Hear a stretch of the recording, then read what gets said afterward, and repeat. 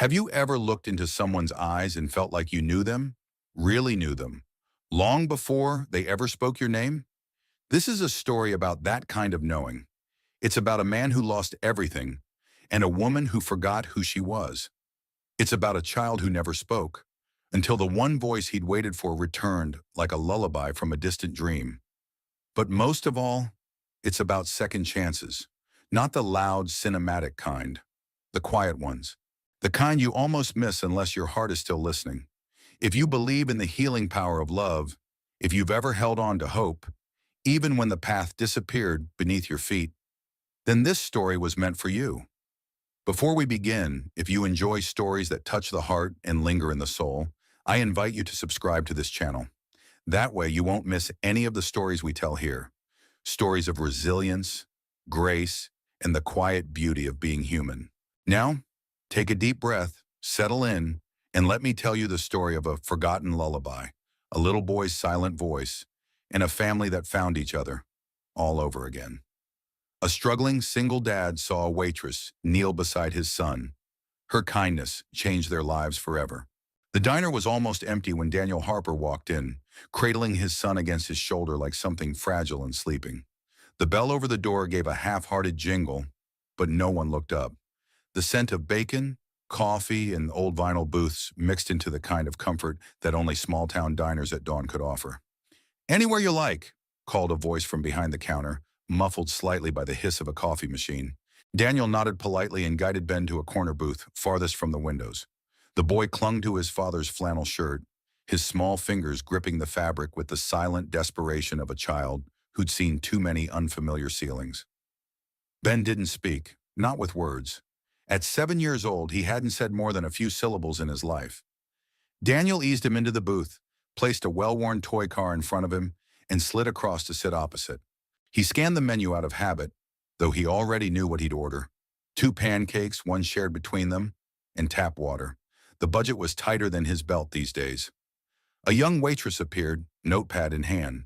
Her uniform was simple, a navy apron, white blouse, and her hair was pulled back into a messy braid that didn't quite hide the tired in her eyes. "Morning," she said softly. "Take your time. Kitchen's slow today." Daniel gave a small smile. "I think we're ready." She smiled back, scribbled down the order without a word, and turned to walk away, but paused when her eyes fell on Ben. The boy had begun rocking slightly, his eyes fixed on the table, breathing quickening. His fingers tapped a rhythm that only he understood. Daniel's spine straightened. "It's okay, buddy," he murmured, leaning across to calm him. But before he could reach, the waitress was already kneeling beside the booth. "Hi there," she said gently, her voice like wind through tall grass. "I've got a little brother who does that when he's nervous. Is this a new place for you?" Ben didn't respond, but his tapping slowed. He turned slightly, eyes flickering to her face. "I keep crayons in my apron," she continued, reaching slowly as if she were handling a wild bird. She placed 3 crayons and a small paper placemat with cartoon animals in front of him. "I think this guy needs a scarf, don't you?" Ben hesitated, then picked up the red crayon. Daniel's eyes widened. "He usually doesn't." He stopped. No point finishing the sentence. No point putting limits on the small miracles. The waitress smiled at the boy, then looked up at Daniel. "He's got beautiful eyes." "His mom had the same ones," Daniel said before he could stop himself. The waitress tilted her head. "She not around?" "She—" He paused, searching for the right word. "She passed 3 years ago. Fire." Something shifted in her expression. Barely perceptible. A flicker of emotion passed through her eyes like someone catching a scent from a dream. But then she blinked, nodded, and stood. "I'll get your pancakes," she said gently. "Take your time." Daniel watched her walk away, her braids swaying with each step. There was something about her voice, something oddly familiar, not in a literal way, but like an echo of a memory you can't place. He shook his head. Grief played tricks. It still did, even after all this time. Ben was coloring now quietly, his small fingers moving with unusual calm. Daniel leaned back in the booth and let out a breath. Maybe they'd make it through the morning without a meltdown. A few minutes later, she returned with a steaming plate and 2 forks. 1 pancake, cut in half just the way my mom used to do it, she said, placing it gently on the table. And here's a little syrup bear for the artist. Ben looked up at her again. This time he reached for the syrup bottle without hesitation. As she turned to go, he did something he hadn't done in weeks. He hummed. A soft, barely audible tune. No more than a few notes. Daniel froze. The tune, he recognized it. Not from TV, not from any therapy session. It was a lullaby. Her lullaby. The one Emily used to sing while rocking Ben to sleep on the old porch swing. It wasn't on record. It wasn't in any playlist. She made it up just for him. Daniel leaned forward, stunned. Ben, where did you hear that? The boy didn't answer, just kept humming, syrup dripping gently onto his plate. Daniel turned to look toward the counter. The waitress, Claire, according to the receipt tucked beside the napkin holder, was pouring coffee for an older man near the door.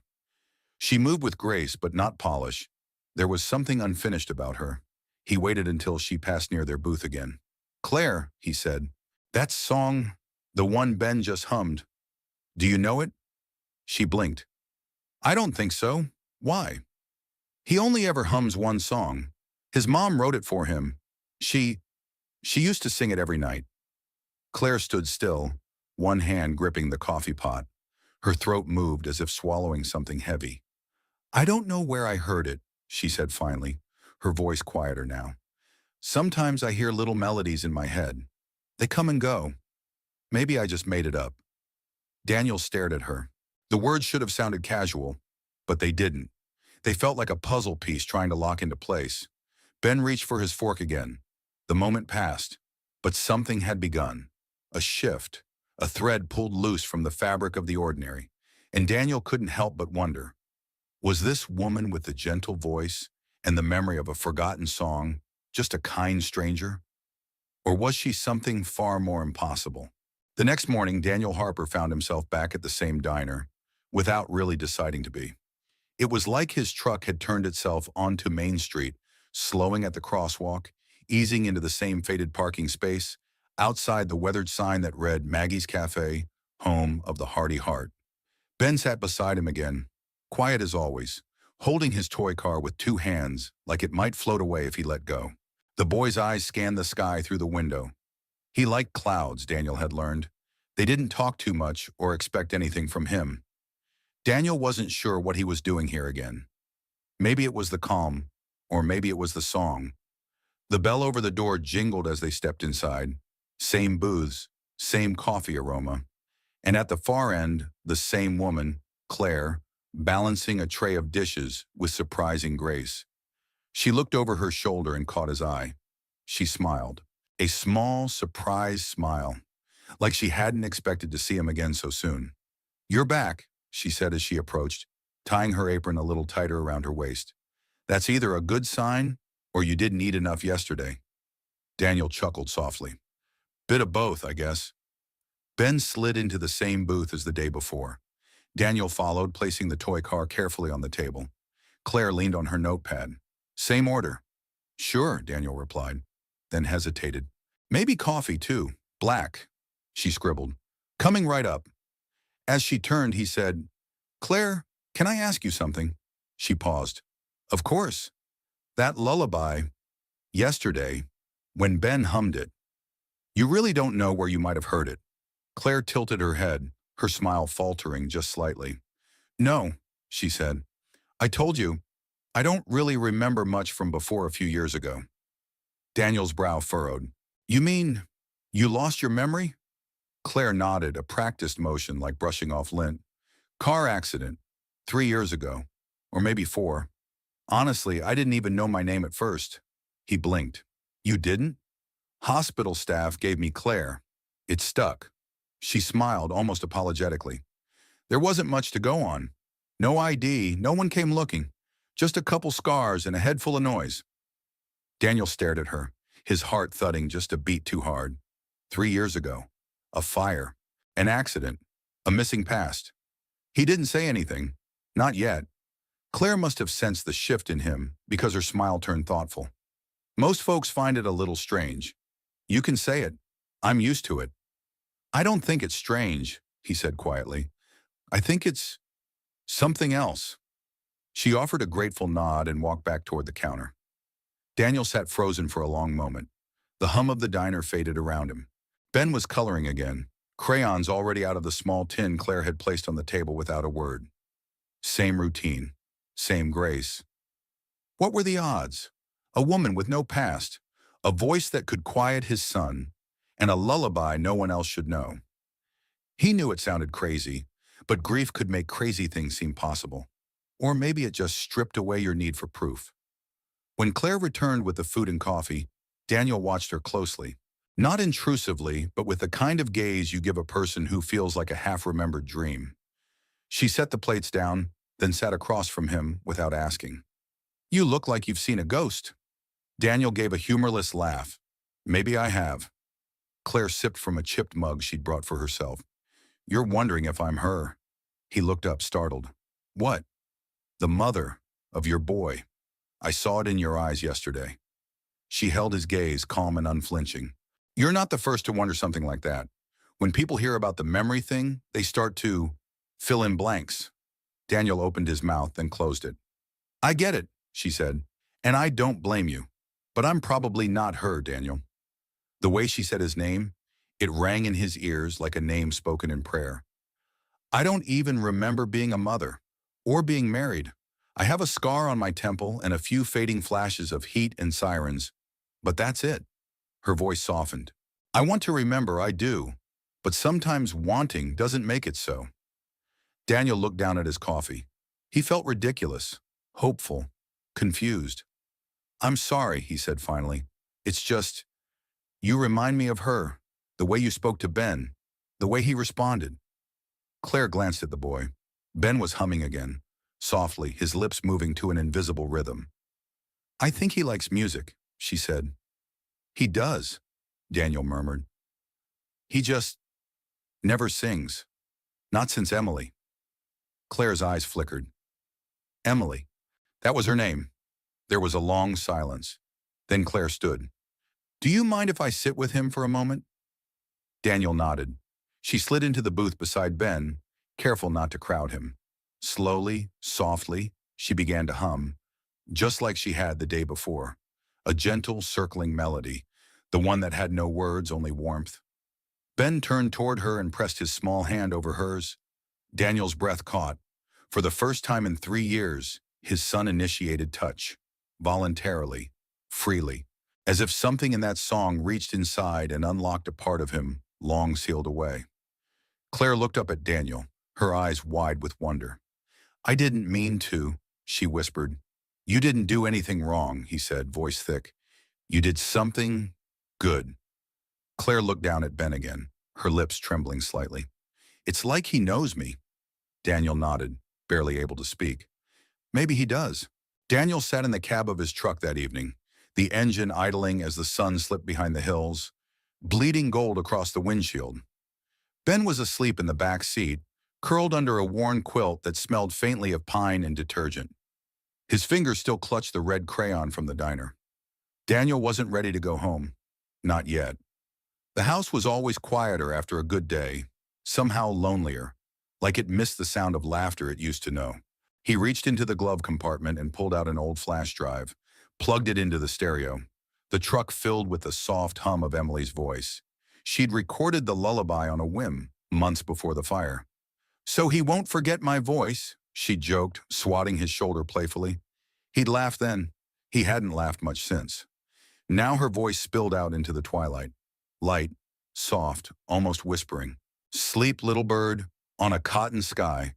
Mama will hold you till dreams pass by." Ben stirred in his sleep. Daniel watched him, heart heavy. He wondered, how could Claire have known that song? She said she didn't remember where it came from, but the notes she hummed were too precise, too real. It wasn't something you stumbled into by accident. The next morning he made a decision. He stood in front of the mirror longer than usual, combing his graying hair, shaving the rough edges off his jaw. When he dropped Ben off at school, he packed the flash drive in his coat pocket. He needed to ask her. Maggie's cafe was busy for a weekday, farmers fueling up after the early shift, retirees lingering over the local paper. Daniel walked in and scanned the room. Claire wasn't behind the counter. "She's out back," said the owner, a plump, cheerful woman with a knowing smile. "Break time." Daniel nodded his thanks and stepped outside, rounding the building to where the staff sometimes sat for air. Claire was there, perched on an overturned milk crate, hair pulled into a loose knot. She was humming. That song. She looked up startled, then smiled. "Didn't expect to see you so soon." "I brought something," Daniel said, pulling the flash drive from his pocket. "I'd like you to hear it." Claire's brow furrowed, but she nodded. He handed her his phone, already paired with a small Bluetooth speaker. When the melody began, her smile vanished. She stiffened, eyes locked on the source of the sound. "Mama will hold you till dreams pass by."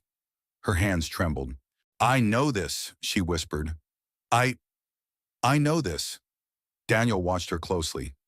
"Claire, this isn't a song you'd hear on the radio. My wife wrote it.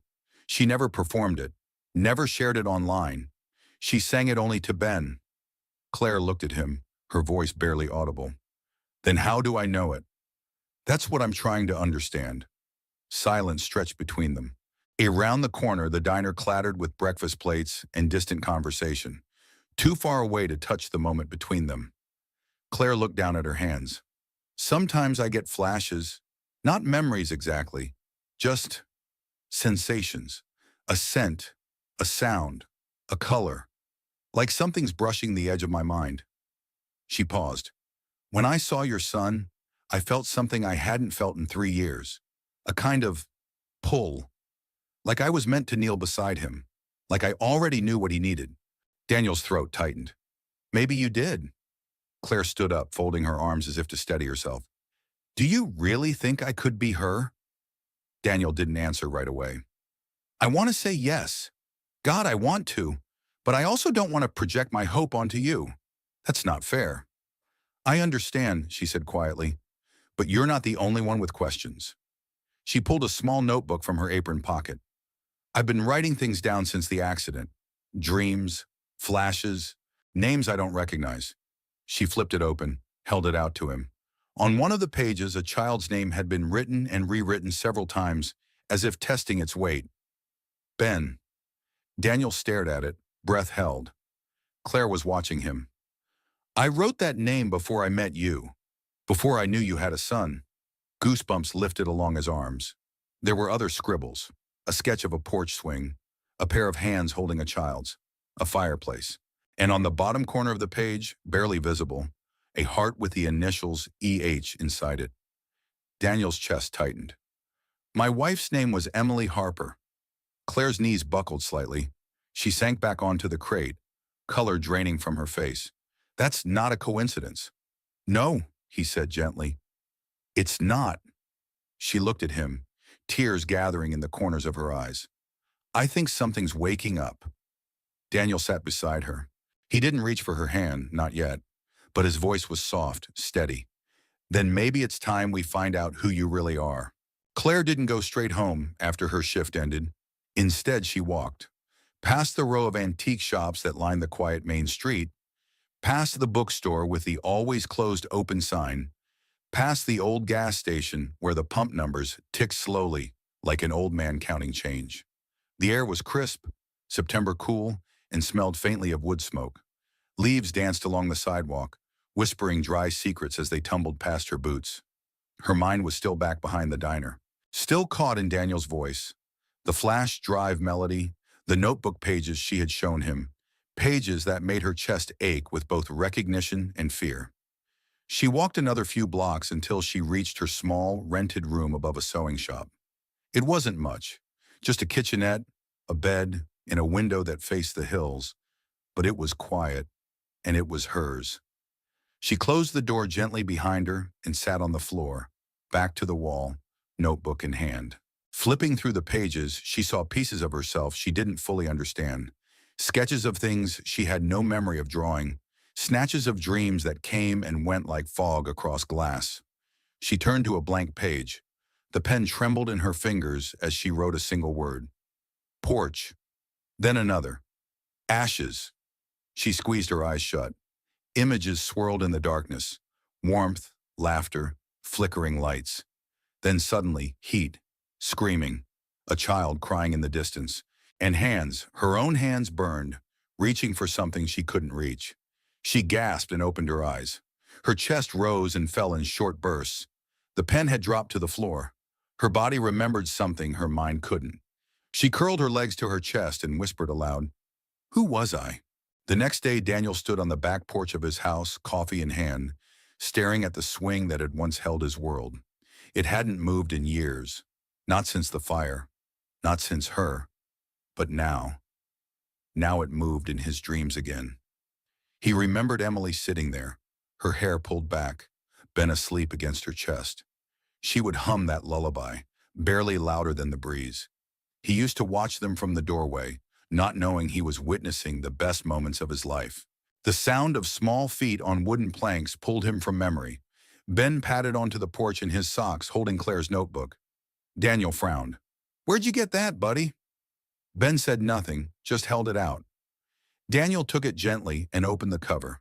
Inside was a new sketch. Not like the others. This one was vivid, detailed, and hauntingly familiar. It was his house, before the fire. Same siding, same porch swing, same garden gnome that still leaned, decapitated, near the walkway. And in the drawing standing in the doorway was Emily, holding Ben. But here's what made Daniel's throat tighten. The perspective of the drawing was from the yard, as if the artist had been watching from outside, watching their life from a distance. He sat down heavily on the swing. How could she draw that unless she had been here, unless she had lived it? He glanced down at Ben, who had crawled up beside him, resting his head against Daniel's arm. Daniel didn't speak. He didn't have to. That afternoon, Claire stood outside the house before she could second-guess herself. Daniel had texted her earlier. "I think you should come over. There's something you need to see." She hadn't answered, but here she was. He met her at the door, silent for a long moment as their eyes met. Then he handed her the notebook. Claire flipped to the drawing she didn't remember making. As she took it in, her knees wobbled. "I drew this?" she whispered. "Yes." She stared harder. "I've seen this place before. In dreams. But I never knew it was real." Daniel motioned toward the porch. "Come. Sit." They sat together on the swing, the wood creaking softly beneath them. Claire touched the armrest, fingers moving slowly over the grain. "I used to sit here," she said quietly. "Didn't I?" Daniel swallowed. "Every night, especially in the summer." Claire closed her eyes. "I remember a wind chime, metal, deep tones. It used to calm me when I couldn't sleep." Daniel's eyes welled. "It was my anniversary gift. I didn't hang it back up after." She opened her eyes slowly, tears lining the edges. "Daniel, I don't know how to explain any of this. I don't know why these images are in my head." He turned toward her. "Maybe we don't need to explain it yet. Maybe we just need to listen." "To what?" He gestured to the swing. "To this. To your hands. To whatever's pulling you back here."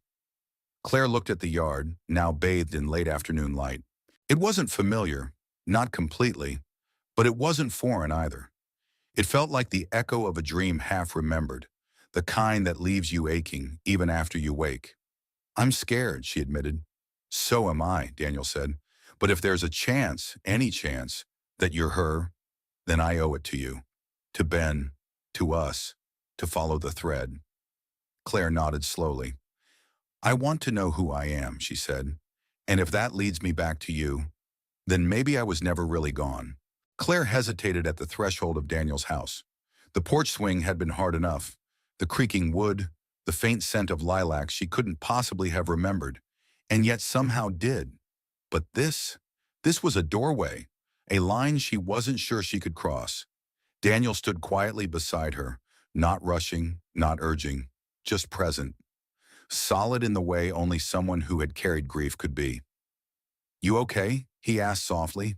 She nodded, though her stomach churned. "Yeah, I know." And somehow he did. She stepped inside. The air was still, filled with the scent of coffee and something faintly citrus, like laundry detergent warmed by sun.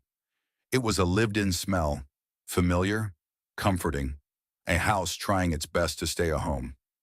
Ben sat cross-legged in the living room, surrounded by crayons and construction paper. He looked up as Claire entered. For a moment, the quiet boy just watched her, as if measuring something invisible. Then he picked up a blue crayon and began to draw. Claire's eyes swept across the room, walls painted in soft earth tones, shelves lined with books, and a few scattered toys. There was a basket of laundry half-folded and a cracked ceramic mug with the words, "World's Okayest Dad," printed crookedly across the front. And then she saw the fireplace. Above it, hung slightly off-center, was a framed photograph. She moved toward it slowly, her pulse quickening with every step. It was a family portrait, clearly old, a little faded.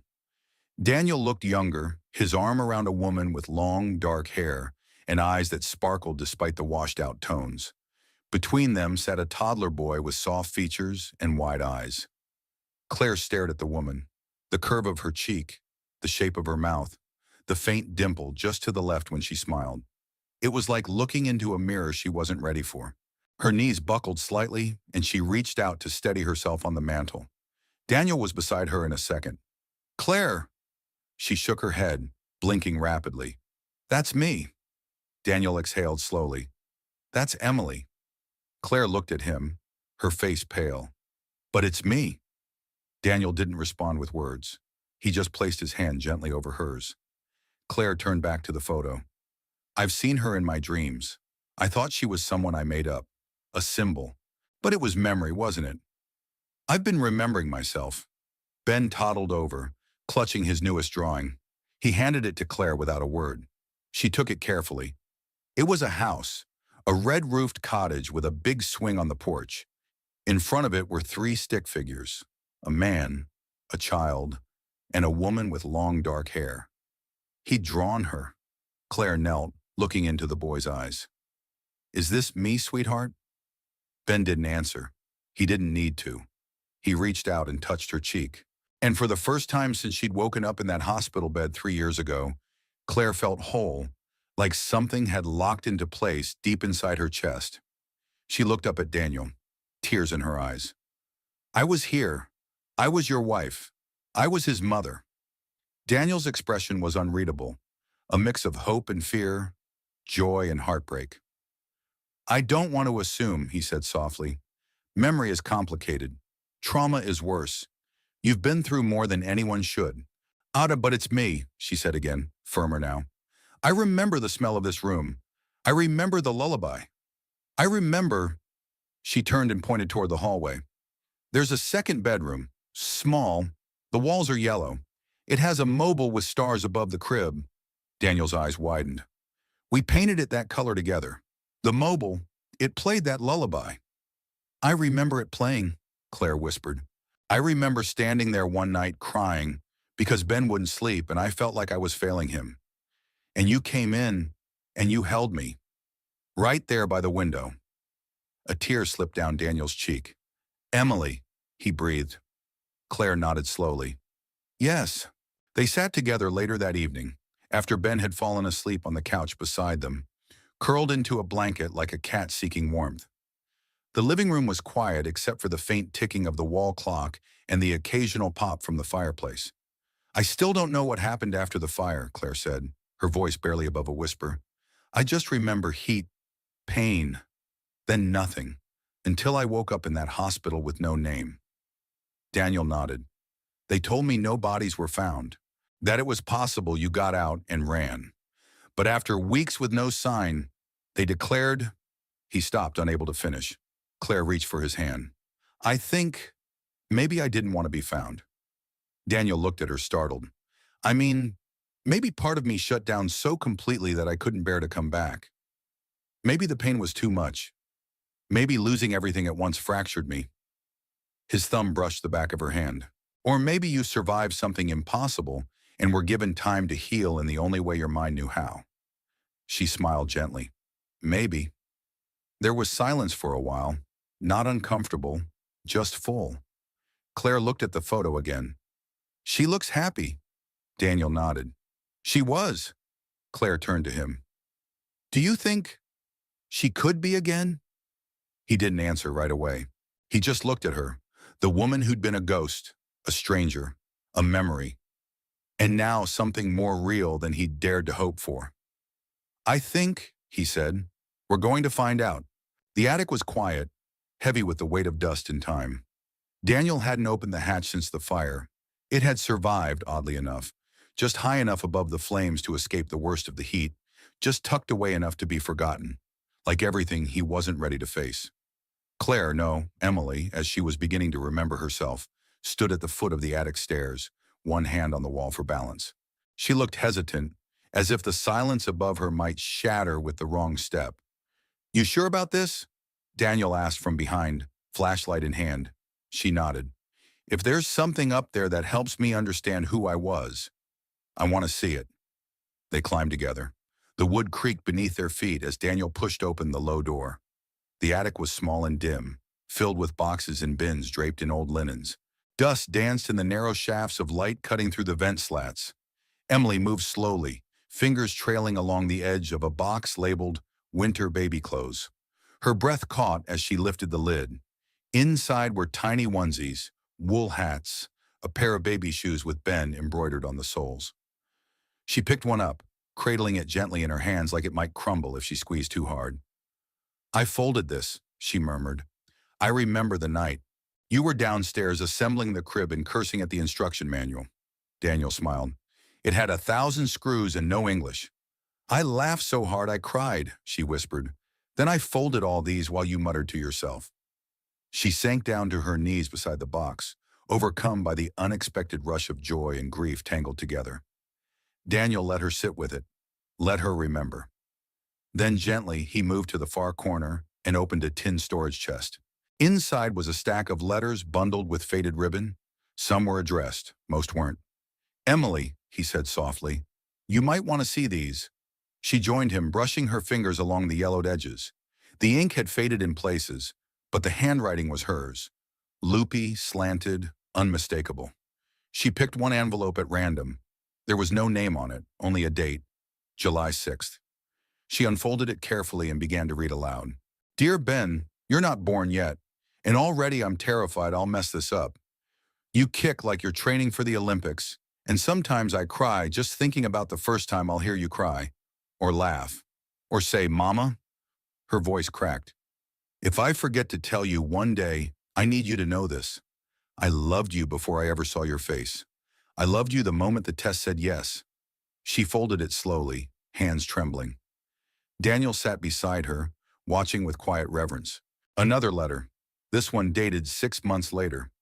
"Danny, I saw the way you looked at me last night when I broke down over the cereal commercial.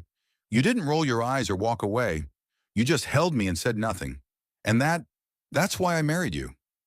Emily laughed softly, a sound that felt like the first breath after surfacing. "I wrote these and never gave them to you." "Why not?" Daniel asked gently. She didn't answer at first, just stared at the pile. "I think I was scared," she finally said. "Scared of being too much, too emotional, too raw. I always wanted to look strong for you, even when I wasn't." Daniel's voice was thick. "I would have read every word." She reached for another letter. This one had a red dot in the corner, barely visible. The envelope was crumpled, the ink slightly smudged. "If something ever happens to me—" She stopped reading. Daniel stiffened beside her. She continued, slower this time. "Oh, I want you to know that I tried. I tried to be everything. For you. For Ben. But sometimes the shadows creep in when no one's looking. Sometimes I lose myself. If you're reading this, maybe something went wrong." Emily swallowed hard. "But don't let it break you. Don't become stone. Let yourself love again. Let Ben see light in you. Promise me that." She folded the letter in silence. Her hands rested in her lap, the paper trembling slightly between her fingers. Daniel exhaled. "I didn't know you were struggling." "I didn't either. Not until after Ben was born. I hid it well. Smiled when people asked. But inside," she touched her chest, "I was scared I wasn't enough." "You were," Daniel said firmly. "You are." Emily looked at him, really looked, and for the first time since her return, there was something entirely steady in her gaze, a reclamation. "I wrote that letter thinking I might vanish," she whispered, "but I didn't. Not really." Daniel nodded. You came back. Maybe not the way we expected, but you're here. She looked down at the pile of unsent letters, messages trapped in time, pieces of a woman she was still rediscovering. And then, with care, she reached into her coat pocket and pulled out a pen. On the back of the most recent letter, she began to write, "Dear Ben, I'm back. Not all the way. Not yet. But I remember now why I fought so hard to be your mother. You were my light. You still are." Daniel read over her shoulder silently. "If I forget again, I want this in writing. I am yours, and I will find my way back, always." She signed it. Love, Mom. And when she looked up, her eyes met Daniel's. And this time, there was no fear, no doubt. Just a beginning. The hospital sat on the edge of town like an afterthought. 2 stories of pale brick and green trim, built decades ago and barely updated since. Emily hadn't been here since the accident, though she didn't remember arriving the first time. She stood in the parking lot, staring at the building, her heart knocking like a trapped bird against her ribs. Daniel parked beside her and stepped out slowly. "You don't have to go in," he said. "I do," she replied. "There are pieces of me in there. I need to gather them." Daniel didn't argue. He simply offered his hand. She took it. Inside, the lobby was as she vaguely remembered. Cool air, outdated chairs, and the faint scent of disinfectant. A woman at the front desk looked up from her computer and offered a warm but tired smile. "Can I help you?" Emily stepped forward, her voice a little unsteady. I was a patient here 3 years ago. I was admitted after an accident. I didn't have ID." The woman's brows lifted. "Oh, you're her. You're the one they called Jane Doe 17. Emily blinked. "Jane Doe 17?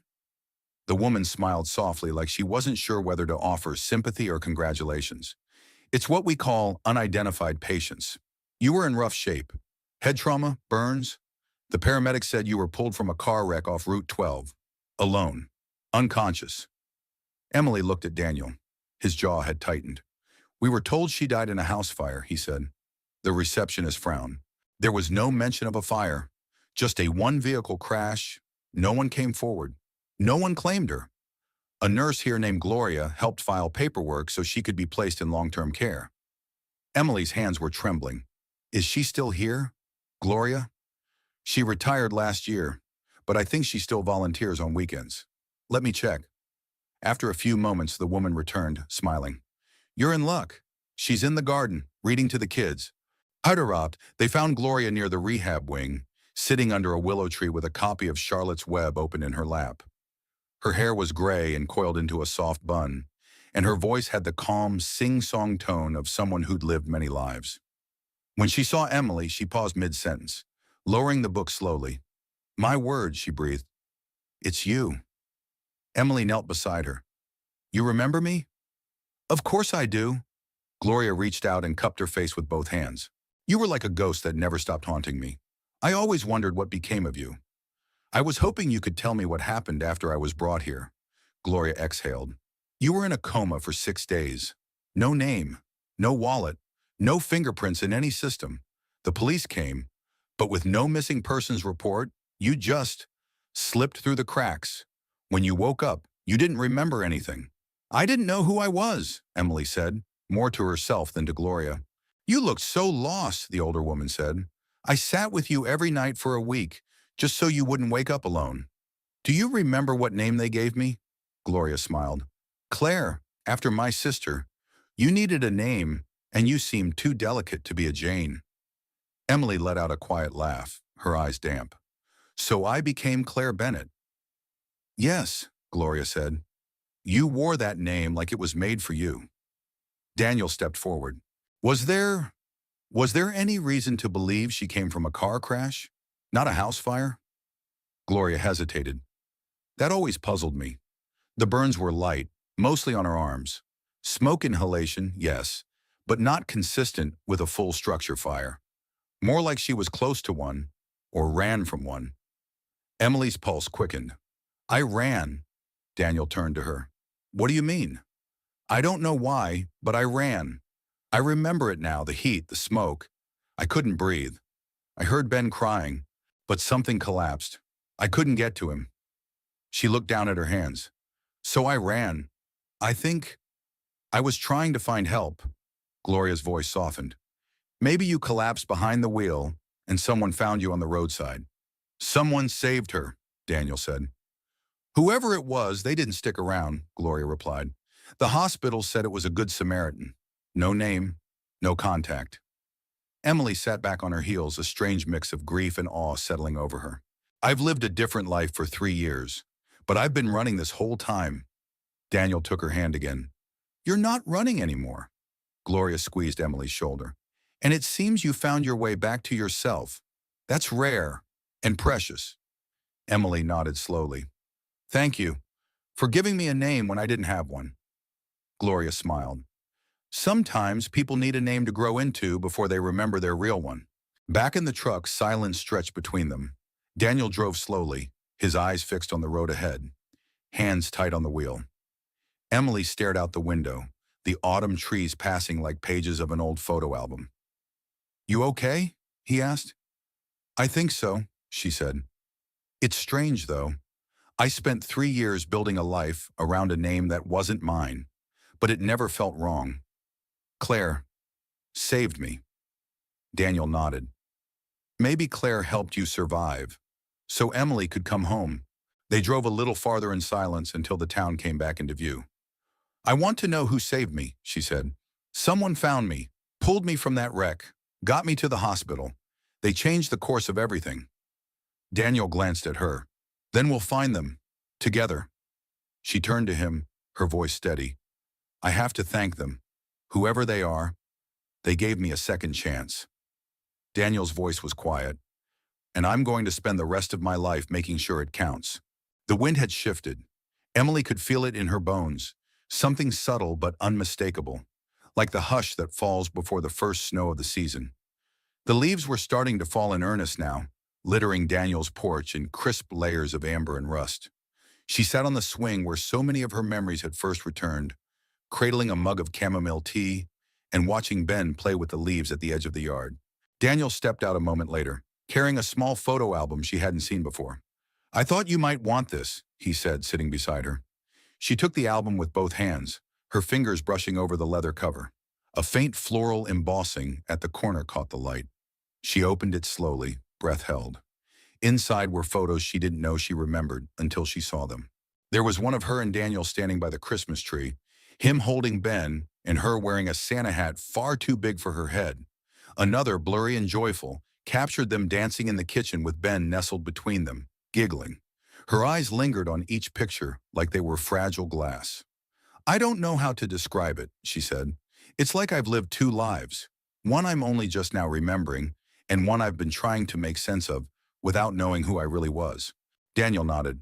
They're both part of you. She looked at him. Does that scare you? He thought for a moment. Not anymore.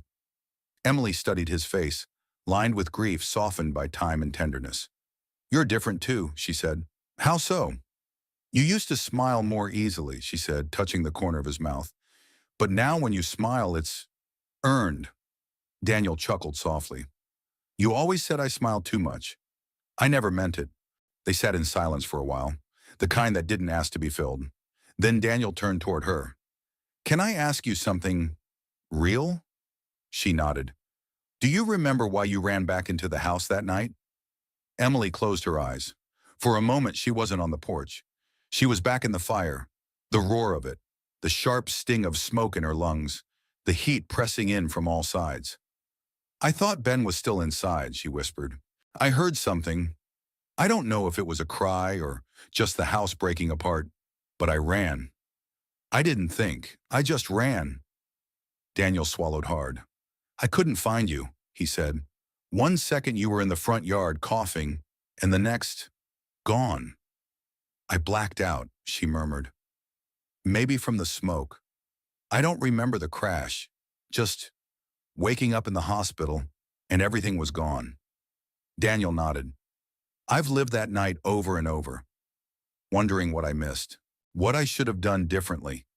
Emily looked down at her hands. We were both lost. And now? He asked gently. She met his eyes. Now, we're finding each other again. piece by piece. Ben approached then, holding a small cluster of leaves, carefully sorted by color. He handed them to Emily without a word. She took them, smiling. "Thank you, sweetheart." He climbed onto the swing beside her, snuggling under her arm.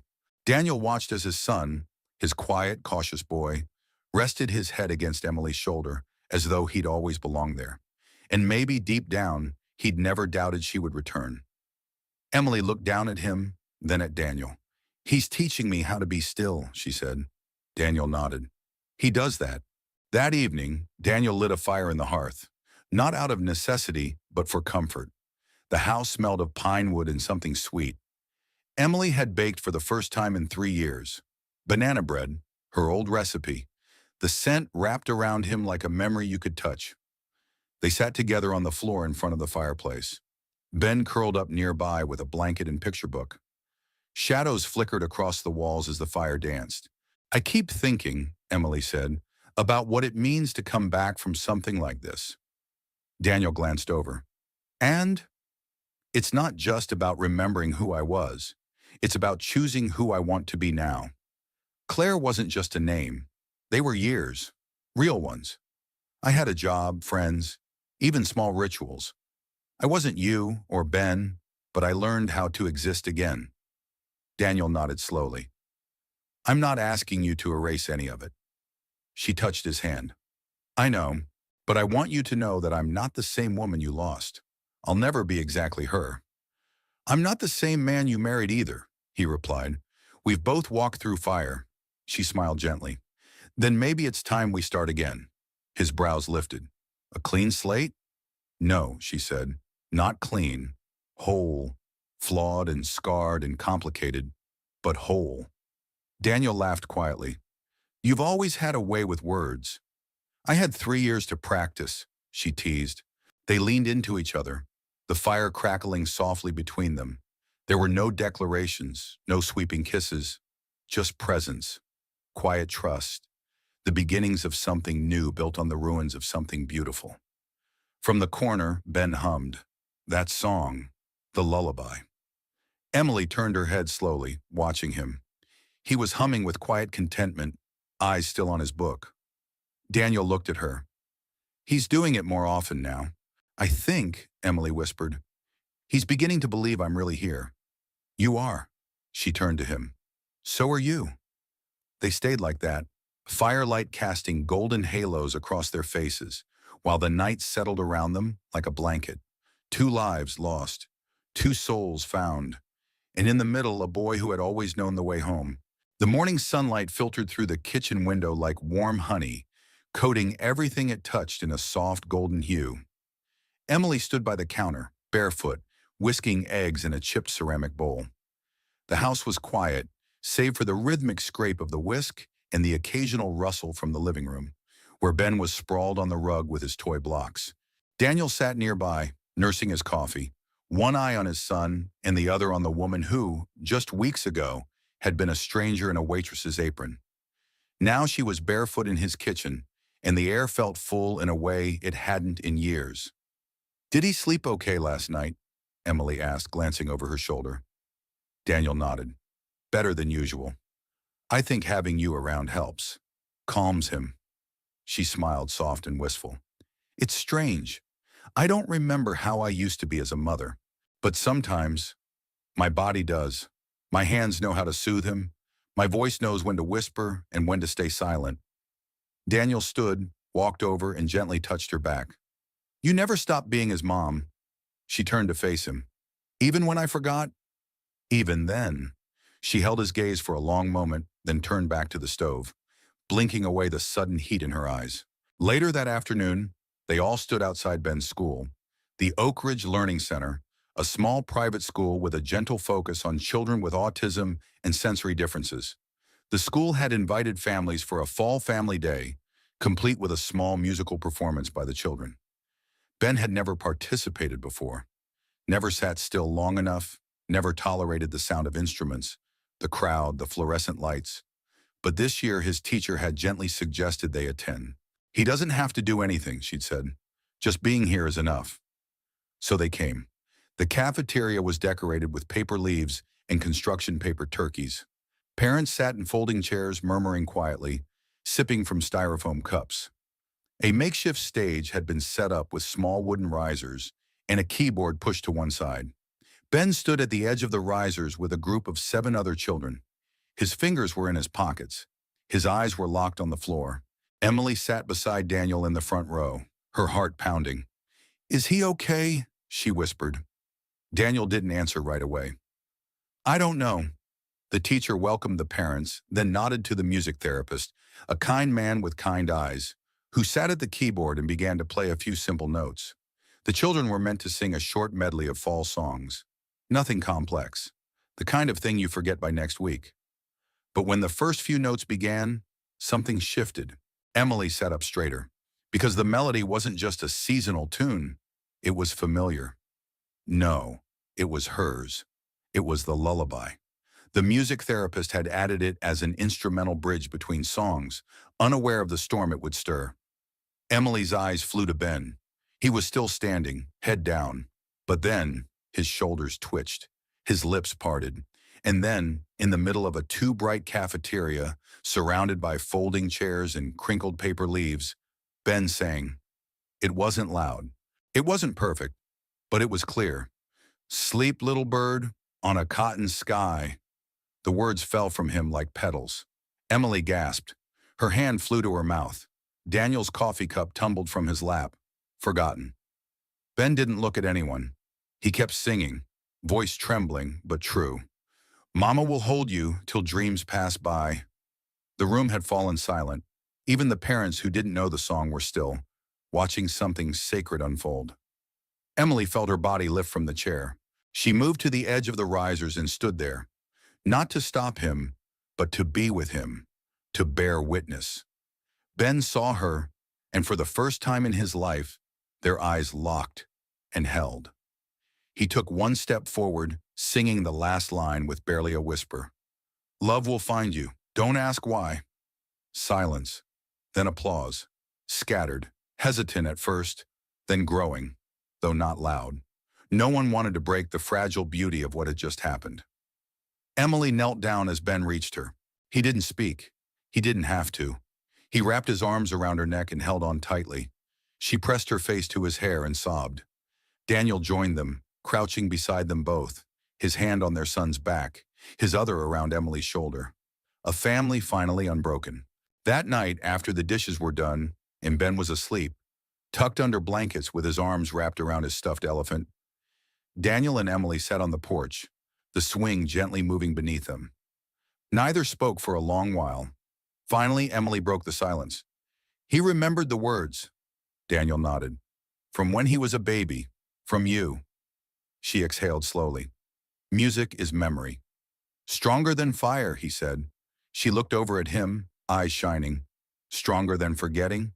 He reached into his pocket and pulled out a small, familiar object. A harmonica. She blinked. "You still have that?" "You gave it to me one Christmas. Said every man needed to know how to make music. I never learned, but I kept it." He handed it to her. She held it, fingers brushing the metal. Then she smiled.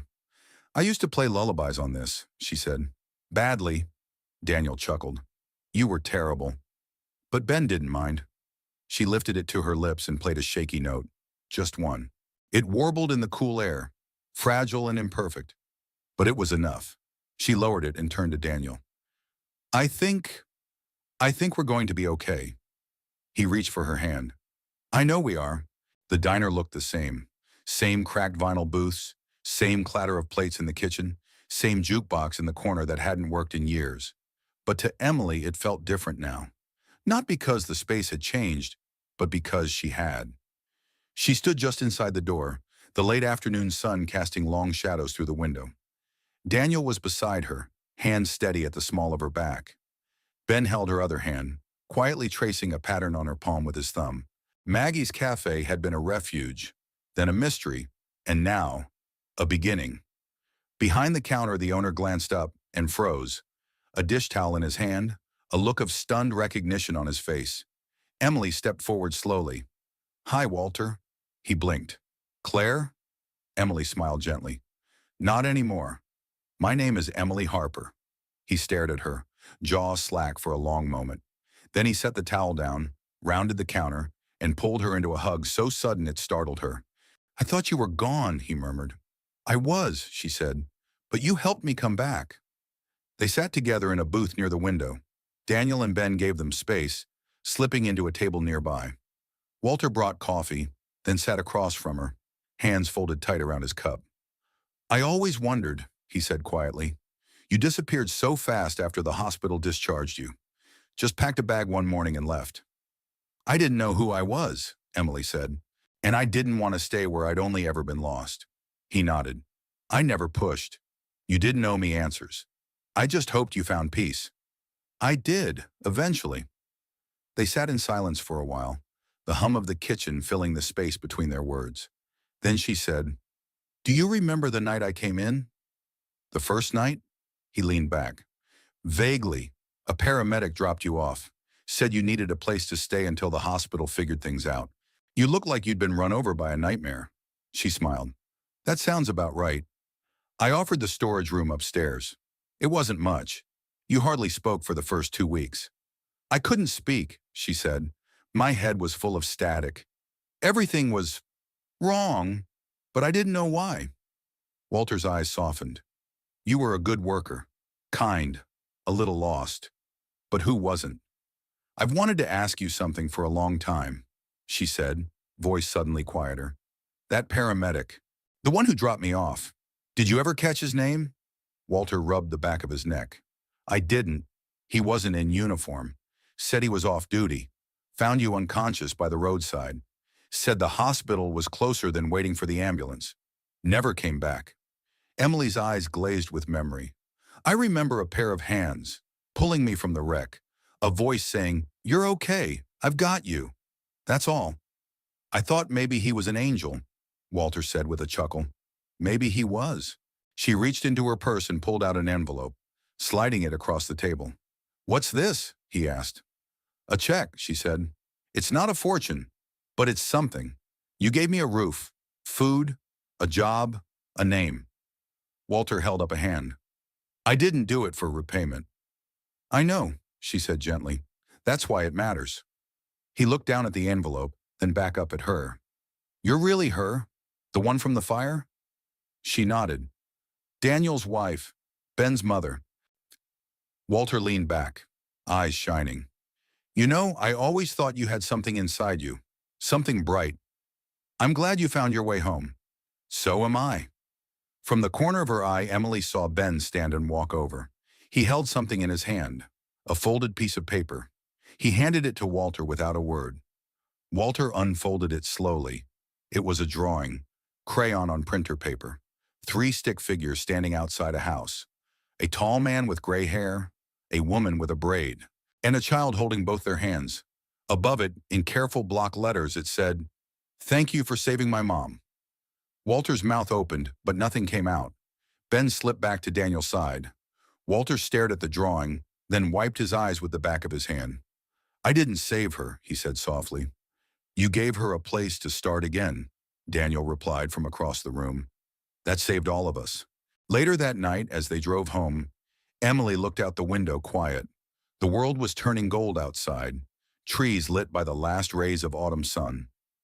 "I was angry for a long time," she said. Daniel glanced at her. "At what?" "At myself. For forgetting. For surviving while you thought I was gone. For living a whole life with a different name while you and Ben were grieving." Daniel reached for her hand.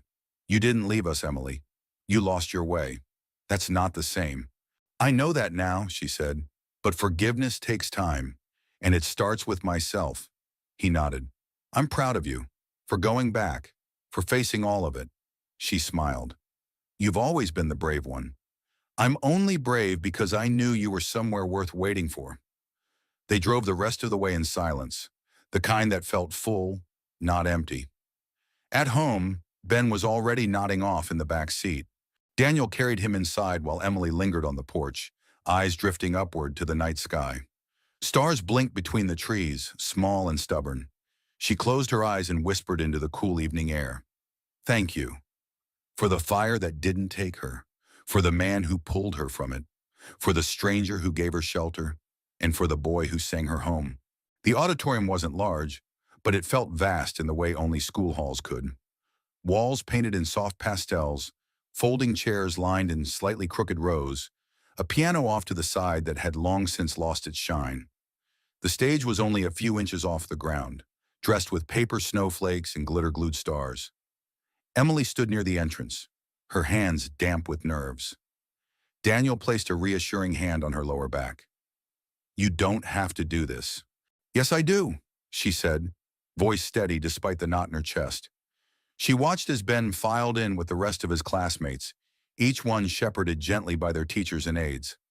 The children, each somewhere on the autism spectrum, wore paper crowns and small badges that read, "I am brave," in colorful letters. Ben's eyes searched the crowd until they landed on her. He gave a slight nod. It was enough. Tonight wasn't a performance. It wasn't a recital. It was called the Winter Voices Gathering, a celebration of sound in all its forms. Some children would sing, others would hum. Some would simply sway to the music. There were no expectations, only encouragement. When the music therapist invited anyone from the family to participate, Emily stood. She stepped onto the stage, every footfall both heavier and lighter than the last. The room hushed. She took her place beside the piano, her heart beating wildly, and looked out at the children, each one radiant in their own way. But it was Ben she saw clearest, sitting in the second row, legs swinging, holding Daniel's hand with white-knuckled focus. She took a breath and sang, "Sleep, little bird on a cotton sky, Mama will hold you till dreams pass by." Her voice wasn't polished. It trembled slightly, cracked in places, but it carried truth, memory, love. "Close your eyes, don't be afraid. I'll stay near till the night begins to fade." She didn't look at the crowd. She didn't need to. She sang for one child only. And then, from the silence, a voice rose. Small, fragile, steady. "Mama will hold you." Ben, his voice. Emily's breath hitched mid-note. She turned. Ben had stood up. His face was calm, his lips forming the words he hadn't spoken aloud in years. He stepped forward, never breaking eye contact. "Till dreams pass by." Gasps whispered through the audience. Not of surprise, but of something deeper. Recognition. The quiet miracle of watching a child unlock. Emily knelt at the front of the stage as he approached. He climbed into her arms without hesitation, bearing his face into her shoulder. The room was silent. Then applause. Soft, respectful, emotional. No cheers. Just tears. Daniel stood slowly, overcome. The moment wasn't just for Ben. It was for all of them. A song lost. A song found. A boy who had carried love deep in silence, finally letting it out. Later, after the crowd had cleared and the chairs were being folded away, the music therapist approached. "I've never seen him like that," he said to Daniel and Emily. "That was extraordinary." "It was her," Daniel said simply. The therapist nodded. "It was both of you, and him. He chose that moment." Emily looked down at her son, who was now humming quietly as he traced stars on the paper program. "Music lives in him," she said. "Even when the words were locked away, the melody stayed." "That's how it works," the therapist said.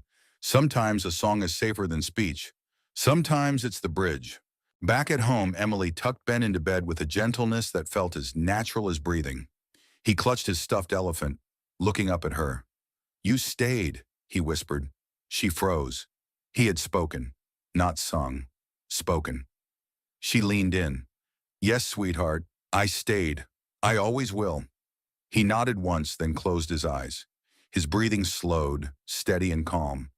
Emily sat beside him, unable to look away. Daniel leaned against the doorway, arms crossed, eyes wet. "He spoke." She nodded. "He's finding his voice." "You helped him. We helped each other." They stood in the darkened hallway after that, not needing to speak. For a long time, Emily had feared she was too fractured to be whole again, that her return had come too late to matter. But tonight, in the echo of her lullaby and the trembling notes of her son's song, something had mended. Not erased, not rewritten, but healed, in the way that only music and love and forgiveness can. The next morning, Emily stood by the porch swing, her eyes on the sky. The world had that crisp, pre-winter stillness, where sound traveled farther and breath curled like ribbon in the air. Daniel joined her with 2 mugs of coffee.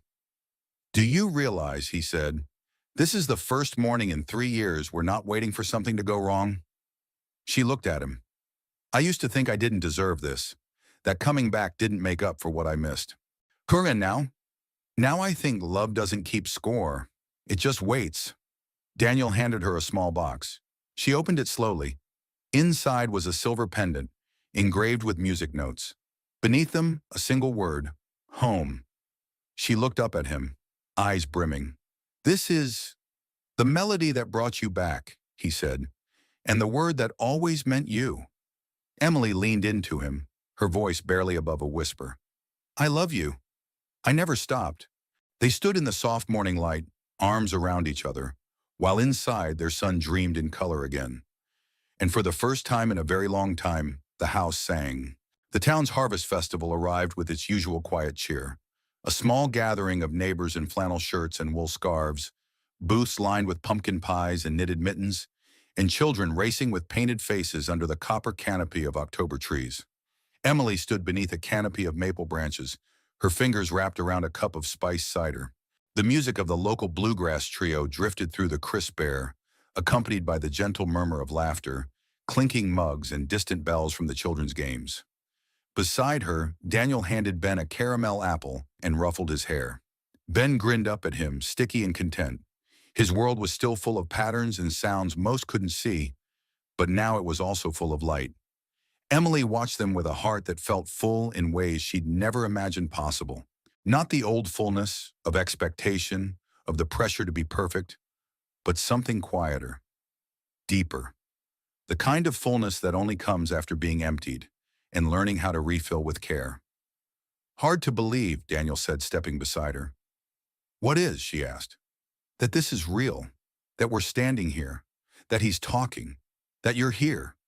She smiled, bumping her shoulder against his. "It's all real, even the hard parts." He nodded. "Especially the hard parts." They stood in companionable silence for a few moments, watching the townsfolk mill about the hay bales and scarecrows. "I've been thinking," Emily said, "about how people always talk about moving on." Daniel glanced at her, curious. "I don't think we ever really move on," she continued. "I think we just learn how to carry it. The grief, the love, the memories. We don't leave them behind. We bring them with us into something new." He took her hand, weaving his fingers between hers. "And sometimes we get a second chance to carry them differently." She looked at him, eyes soft. "That's what this is, isn't it? Not a return, a renewal." He nodded. "A new song." At the edge of the festival, a small stage had been set up. Nothing grand, just a microphone, a stool, and a speaker crackling gently. A volunteer announced that the next performer would be a local parent sharing an original lullaby. Emily's name was called. Daniel squeezed her hand. "You ready?" She nodded. For the first time, yes. She walked to the stage with even steps, heart pounding not from fear, but purpose. The crowd was modest but attentive. A few familiar faces, Walter from the cafe, Gloria from the hospital garden, neighbors who had once left casseroles on Daniel's porch when the fire had taken more than just walls. Emily took her seat on the stool and leaned toward the microphone. "This is a song I wrote many years ago," she said. "I sang it to my son when he was very small. Then I forgot it, forgot him even. But he remembered, and because of that, I found my way back." There was a hush across the small audience. She began to sing. "Sleep, little bird, on a cotton sky. Mama will hold you till dreams pass by." The melody filled the air like the scent of cinnamon and autumn leaves. Familiar now, beloved. Daniel stood at the edge of the crowd, Ben at his side, their eyes fixed on her. Not with awe, but with recognition. It was a moment of claiming, not performing, of healing, not impressing. And when she finished, there was no wild applause, just something better, something more honest. Tears, smiles, stillness, the quiet reverence of people who had felt something shift. That night back home, Emily sat on the porch swing, wrapped in a thick quilt, her head resting on Daniel's shoulder. Ben had fallen asleep early, his caramel apple abandoned on the nightstand, his cheeks still sticky with joy. "You know," Daniel said, his voice low, "when I lost you, I didn't believe in miracles anymore." Emily looked up at him. "And now?" He smiled. "Now I think miracles are quieter than we think. Less thunder, more whisper." She nestled closer. "Like a lullaby." He nodded. "Exactly like that." The wind stirred the chimes overhead, low, gentle notes dancing across the eaves like echoes of the melody she'd just sung, the same chimes he hadn't rehung for 3 years. Until now. Emily closed her eyes. She thought about everything they had walked through. The fire, the silence, the forgetting, the ache of rebuilding, the fragile steps toward healing. None of it had been neat. None of it had been easy, but all of it had been real.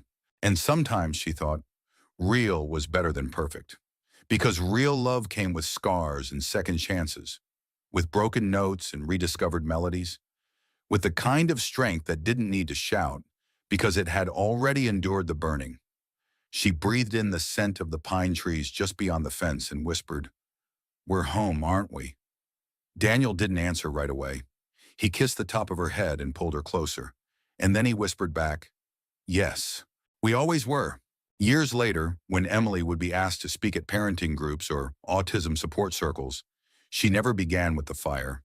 She began with the song. She would tell them how her son taught her to listen before he ever spoke, how love outlasted memory, and how sometimes the most beautiful chapters in life are the ones you never meant to write, but chose to live fully when given the chance.